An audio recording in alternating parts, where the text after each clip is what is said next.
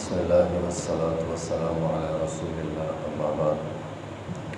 یہ صفحہ نمبر ہے 100، آیت نمبر ہے 42 اور 43۔ اعوذ باللہ من الشیطان الرجیم، بسم اللہ الرحمن الرحیم۔ وَإِذْ قَالَتِ الْمَلَائِكَةُ يَا مَرْيَمُ إِنَّ اللَّهَ اصْطَفَاكِ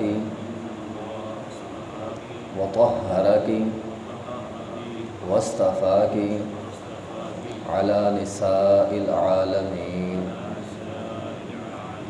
يَا مَرْيَمُ اقْنُتِي لِرَبِّكِ وَاسْجُدِي وَارْكَعِي مَعَ الرَّاكِعِينَ۔ وَإِذْ قَالَتِ الْمَلَائِكَةُ، جب کہا فرشتوں نے، مریم یا مریم اے مریم، ان اللہ بے شک اللہ تعالیٰ نے، اصطفیٰ کی تجھے چن لیا ہے، وطہرہ کی تجھے پاک کر دیا ہے، واصطفیٰ کی اور تجھے چن لیا ہے، علی نساء العالمین تمام جہان والوں کی عورتوں میں سے۔ یا مریم اے مریم اقنتی فرما برداری کر، اطاعت کر، لربی کی اپنے رب کی، واسجدی سجدہ کر، وارکعی مع الراکعین اور رکوع کرنے والوں کے ساتھ رکوع کر۔ وَإِذْ قَالَتِ الْمَلَائِكَةُ يَا مَرْيَمُ، اس آیت کریمہ کے اندر اللہ تعالیٰ نے فرمایا کہ فرشتہ آیا، فرشتے نے آ کر مریم سے کہا۔ فرشتے انبیاء پر بھی اترتے ہیں، انبیاء کے علاوہ عام لوگوں پر بھی فرشتے آئے ہیں، جس طرح کہ یہ ایک مریم ہے۔ بعض لوگوں نے یہاں سے لیا ہے کہ مریم نبی تھی، لیکن یہ بات یاد رکھیے، نبی مرد آئے، کوئی بھی عورت نبی نہیں بنی، تو یہ مریم نبی نہیں تھی۔ تو انبیاء کے علاوہ بھی بعض لوگوں پہ بعض اشخاص ایسی ہیں جن پر فرشتے اترے ہیں، ان میں سے ایک مریم ہے۔ مریم کے پاس فرشتہ آیا اور آ کر کہا کہ اللہ تعالیٰ نے آپ کو چن لیا، مطہرہ کی آپ کو پاک کر دیا۔ پاک سے مراد شیطانی وسوسوں سے، شیطانی خیالات سے، شیطانی بہکاوے سے اللہ نے آپ کو پاک کر دیا۔ واصطفیٰ کی 2 مرتبہ کہا کہ اللہ نے آپ کو چن لیا۔ ایک مرتبہ چننے سے مراد بچپن میں آپ کو مسجد کی عبادت کے لیے، مسجد کی صفائی کے لیے چن لیا، اور دوسرا واصطفیٰ کی چن لیا ہے عیسیٰ علیہ السلام کی پیدائش کے حوالے سے، تو وہ بھی آپ کو چن، علی نساء العالمین جہان کی عورتوں میں سے۔ تو اس دور میں جتنی بھی عورتیں تھیں تو سب سے افضل عورت مریم علیہ السلام تھی۔ ویسے اس کے علاوہ بھی عورتیں افضل ہیں۔ ایک حدیث میں ہے، نبی علیہ السلام نے فرمایا دنیا کی عورتوں میں 2 عورتیں سب سے بہترین ہیں، ایک مریم بنت عمران، ایک خدیجہ بنت خویلد جو نبی علیہ السلام کی زوجہ مبارکہ تھی۔ پھر ایک حدیث میں ہے، نبی علیہ السلام نے فرمایا 4 عورتیں بہتر ہیں، 2 یہی یعنی مریم علیہ السلام، خدیجہ بنت خویلد، اور فرمایا فرعون کی بیوی آسیہ اور میری بیٹی فاطمہ رضی اللہ تعالی عنہ۔ نبی علیہ السلام نے اپنی بیٹی فاطمہ کو بھی سب سے افضل کہا، بلکہ ایک حدیث میں ہے میری بیٹی فاطمہ جنت کی عورتوں کی سردار ہوگی۔ اسی طرح ایک حدیث میں ہے، نبی علیہ السلام نے فرمایا مردوں میں کامل تو وہ حسن ہے، عورتوں میں 3 ہیں، مریم، خدیجہ اور آسیہ، اور پھر فرمایا میری بیوی عائشہ، اس کی فضیلت عورتوں پہ ایسے ہے جیسے سرید کو کھانے پہ۔ ہمارے ہاں اس معاشرے میں سرید لوگ اتنی نہیں کھاتے، نہ اتنی بنتی ہے، عرب کے اندر یہ بہت عام ہے۔ سرید ہوتی ہے گوشت وغیرہ کا شوربہ ہو، اس کے اندر روٹیاں ٹکڑے کر کے بھگو کے رکھ دیں اور بعد میں اس کو کھائیں۔ ہمارے ہاں ہم مدارس میں کھاتے تھے، یہاں معاشرے میں کھانا مشکل ہے، لوگ کھاتے نہیں ہیں، رجحان نہیں ہے۔ برحال سرید ایک پسندیدہ کھانا ہے، تو ہمیں جس طرح سرید پسندیدہ کھانا ہے، سرید کو عام کھانوں پہ فضیلت ہے، اسی طرح عائشہ کو عام عورتوں پہ فضیلت ہے۔ گویا ان تمام احادیث میں 5 عورتیں ہیں جن کو کائنات کی عورتوں میں فضیلت حاصل ہوئی ہے۔ ایک مریم، ایک نبی علیہ السلام کی زوجہ خدیجہ، ایک آپ کی بیوی عائشہ، ایک آپ کی بیٹی فاطمہ رضی اللہ تعالیٰ عنہ، اور ایک آسیہ جو فرعون کی بیوی ہے۔ میں یہ سمجھتا ہوں یہ 5 عورتیں ہیں، یہ ہمارے لیے رول ماڈل ہے۔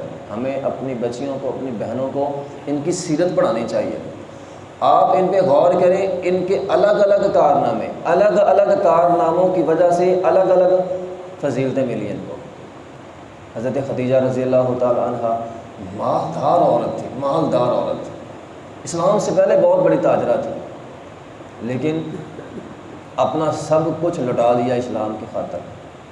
حتیٰ کہ آپ اندازہ لگائیں، ایک مالدار عورت ہو، آج کے زمانے سے کھرب پتی، ارب پتی بھی نہیں، کھرب پتی، کوئی کھرب پتی بندہ ہو نا، کھرب پتی بندہ ہو، اس کا مثال دیں آپ آج کے دور میں۔ جتنی امیر تھی خدیجہ رضی اللہ تعالیٰ اسلام سے قبل، پھر ایک وقت بھی آیا کہ اسلام کی خاطر شیب ابی طالب پہ درختوں کے پتے کھائے ہیں، سارا کچھ اسلام کے لیے لٹا دیا، اور پھر غم خوار بیوی ثابت ہوئی۔ نبی علیہ السلام وحی کے بعد پریشان ہو کر گھر آتے، آپ کی غم خواری کرتے، مکہ والے پتھر مارتے، آپ کی غم خواری کرتے۔ تو ہر موقع پہ حضرت خدیجہ نے نبی علیہ السلام کا ساتھ دیا ہے، حوصلہ بڑھایا ہے، اسلام لانے میں سب سے پہلے ہے۔ پھر آپ کی بیٹی فاطمہ رضی اللہ تعالیٰ، فاطمہ رضی اللہ تعالیٰ کا رول ماڈل ہے، انہوں نے حسن و حسین کی کتنی اچھی پرورش کی ہے، ٹھیک ہے۔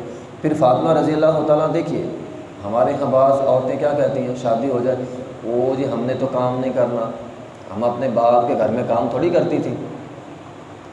آپ مجھے یہ بتائیں، اگر آپ کہیں لو جی ہماری بیٹی تو شہزادی ہے، فاطمہ رضی اللہ تعالیٰ سے بڑھ کر کون شہزادی ہو سکتی ہے؟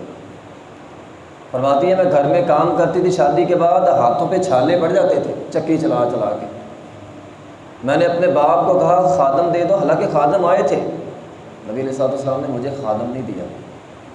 تو یہ رول ماڈل ہے آج کی عورتوں کے لیے کہ سب سے بڑی کائنات کی جو شہزادی ہے وہ تو گھر میں کام کر رہی ہے، لیکن یہاں آج کل کی نوجوان سمجھتی ہیں لو جی ہم نے کام کرنا ہے، یہ تو، اور پھر بھوک کتنی برداشت کرتی ہے۔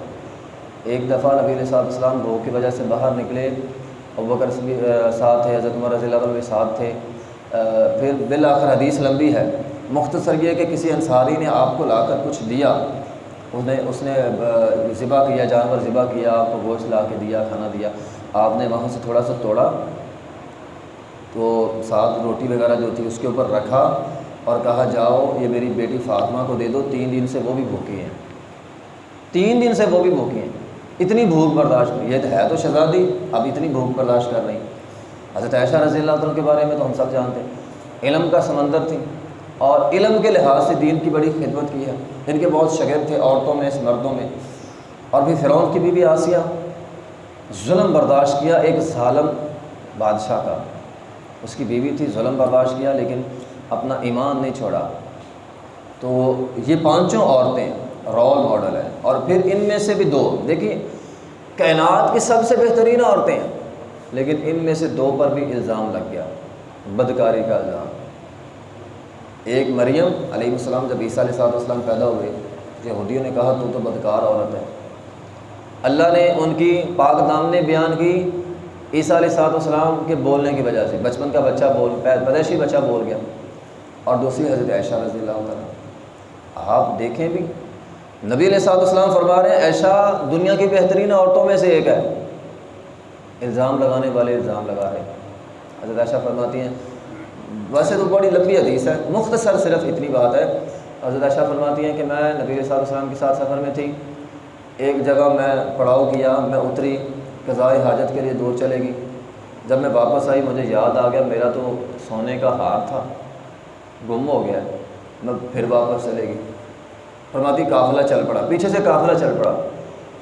حضرت عائشہ رضی اللہ عنہ فرماتی ہیں کہ ان دنوں میں ہم کچھ کھاتے نہیں تھے تو میرا جسم بڑا ہلکا پھلکا سا تھا، بھوک کی وجہ سے جسم ہلکا پھلکا تھا۔ وہ کچاوا رکھنے والوں نے کچاوا اٹھایا رکھ دیا، انہوں نے غور ہی نہیں کیا اندر حضرت عائشہ اماں جی ہیں کہ نہیں ہیں۔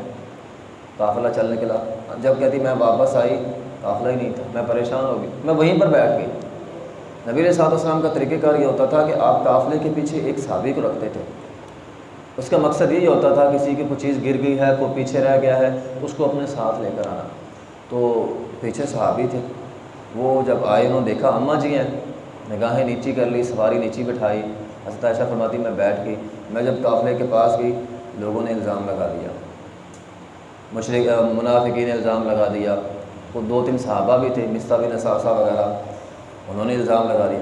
فرماتی 1 مہینہ تک میں نے محسوس کیا میں تو اس وجہ سے بیمار ہی ہو گئی کہ میں پیچھے کیسے رہ گئی، تو مجھے پتہ ہی نہیں ہے مجھ پر الزام لگا ہوا ہے۔ میں دیکھ رہی ہوں نبی علیہ الصلوۃ والسلام کا پہلے جیسا پیار میرے ساتھ نہیں رہا۔ کہتی ہیں ایک دفعہ ایسا ہوا، میں اپنی سہیلیوں کے ساتھ قضائے حاجت کے لیے گئی تھی، تو وہاں پہ پاؤں پھسلا، اس نے مصطح کو گالی نکالی۔ میں نے کہا مصطح کو گالی کیوں نکالتی ہو؟ کہنا کہ تجھے پتہ نہیں ہے؟ کہا مجھے نہیں پتہ۔ کہا اس نے پھر مجھے سارا بتلایا کہ تجھ پر تو 1 مہینہ ہو گیا ہے، الزام لگا ہوا ہے۔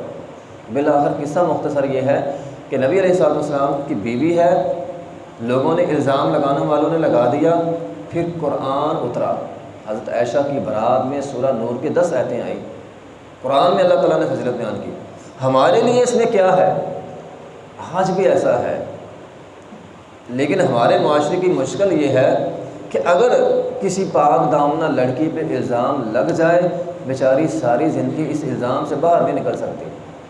لوگ اس کے بارے میں یہ کہتے ہیں اچھا یہ تو فلاں ہے، ہو سکتا ہے الزام ہو، وہ پاک دامنہ ہو، الزام لگانے والوں نے لگا دیا، ہم کہتے ہیں نہیں کچھ نہ کچھ تو کیا ہی ہوگا نا، کسی نے الزام لگایا۔ وہ ساری زندگی شادی ہو جائے، بچوں والی ہو جائے، وہ بیچاری اس الزام سے باہر نہیں نکل سکتی۔ اس لیے ہمیں غور کرنا چاہیے الزام لگانے والوں پر، یا کم از کم ہم پر، ہماری بیٹی ہماری بہن ہے، ہماری فلاں عزیزہ ہے، اگر الزام لگ گیا جھوٹا ہو سکتا ہے۔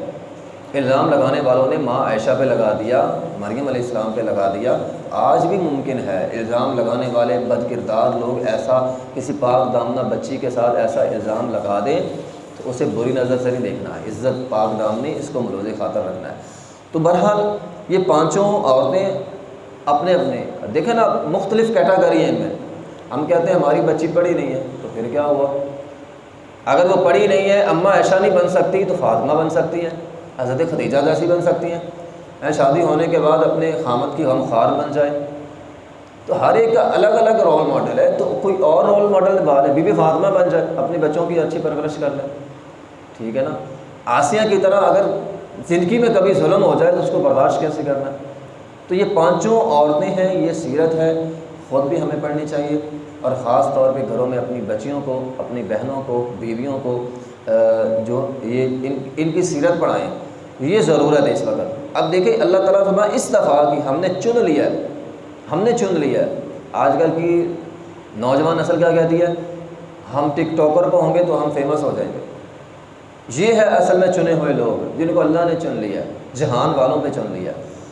تو یا مریم اقنوتی لربک واسجدی وارکعی مع الراکعین، اب یہ نہیں ہے کہ اللہ نے چن لیا بس ٹھیک ہے سارے کام ہو گئے، نہیں، اب ذمہ داری اور بڑھ گئی۔ اے مریم تو نے اللہ کی اور زیادہ بندگی کرنی ہے، اور زیادہ فرما برداری کرنی ہے، واسجدی سجدے کرنے، وارکعی مع الراکعین جماعت کے ساتھ، راکعین رکوع کرنے والوں کے ساتھ رکوع کرنا، یعنی جماعت کے ساتھ نماز پڑھنا۔ عورت جماعت کے ساتھ نماز پڑھ سکتی ہے، 5 نمازیں پڑھ سکتی ہے، یہ شریعت کا مسئلہ ہے۔ ہاں یہ بات ٹھیک ہے عورت کے لیے گھر میں نماز پڑھنا ہے، بلکہ ایک حدیث میں ہے نبی علیہ السلام نے فرمایا عورت گھر میں نماز پڑھے، گھر میں نماز پڑھنا اس کے لیے بہتر ہے، لیکن اگر وہ چاہے تو وہ مسجد میں آ کر 5 نمازیں جماعت کے ساتھ پڑھ سکتی ہے، اسے کوئی نہیں روک سکتا۔ نبی علیہ السلام نے فرمایا تھا لا تمنعوا اماء اللہ مساجد اللہ، اللہ کی بندیوں کو اللہ کی مسجد میں آنے سے مت روکو۔ تو صحابیات کے زمانے، نبی علیہ السلام کے زمانے میں دونوں قسم کی عورتیں ہوتی تھیں، مسجد میں بھی آتی تھیں، بعض عورتیں کہتی ہیں ہم مسجد میں آتی تھی روٹین کے ساتھ، ہم نے سورہ قاف نبی علیہ السلام کی زبان سے سن کر یاد کر لی، یعنی آپ نماز کے اندر سورہ قاف پڑھتے تھے، خواتین نے یاد رکھی۔ نبی علیہ السلام کے زمانے میں فجر کی نماز آگے مرد ہوتے تھے، پیچھے عورتیں ہوتی تھیں۔ نبی علیہ السلام نے فرمایا تھا جب تک عورتیں اٹھ کر چلی نہ جائیں مرد میں سے کوئی نہ اٹھے، یعنی یہ روٹین ہوتی تھی۔ بعض عورتیں 5 نمازیں مسجد میں پڑھتی تھیں، بعض گھر میں پڑھ لیتی تھیں، تو یہ طریقہ ہونا چاہیے، اور نہیں تو کم از کم جمعے کی نماز ہے ہماری، ہم بھی سہولت دیتے ہیں، کم از کم جمعے کی نماز عورتیں مسجد میں آ کر ضرور پڑھیں۔ اس کے علاوہ بھی اگر گاہے بگاہے مسجد میں آنا چاہیے، آ کر نمازیں پڑھنی چاہیے، تو وارکعی مع الراکعین رکوع کرنے والوں کے ساتھ رکوع کرنا ہے، سجدہ کرنا ہے۔ یہ سجدہ رکوع اس لیے ہے کہ یہ نماز کے اہم رکن ہے، اس کے اندر عاجزی ہوتی ہے، اس لیے کہا سجدہ کرنے والے سجدہ بھی کرنا ہے اور رکوع کرنے والوں کے ساتھ رکوع کرنا ہے۔ وآخر دعوانا الحمدللہ۔